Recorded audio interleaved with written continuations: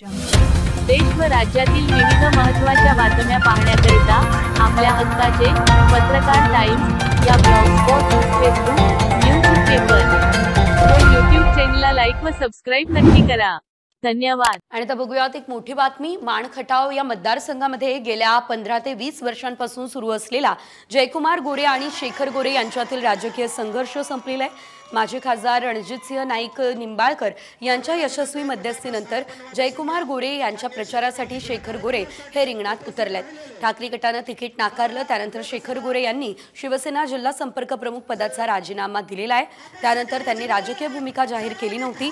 मात्र कुळकजाईमध्ये झालेल्या बैठकीमध्ये शेखर गोरे यांनी जयकुमार गोरेंचा प्रचार करणार असं जाहीर केलं. आतापासून आपल्याला भाजपचं कमळ चिन्ह 23 तारखेला फुलवायचं आहे. परत एकदा सांगा, जयकुमार गोरेंना आपल्याला आमदार करायचे. हात वर करून सांगा.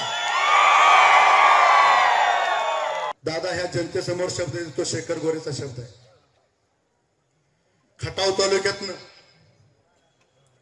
प्रभाकर गार्गीनी एक जरी मत जादा घेतलं तर आपल्या हक्काचे पत्रकार टाइम्स न्यूज चॅनलला सबस्क्राईब करा. धन्यवाद.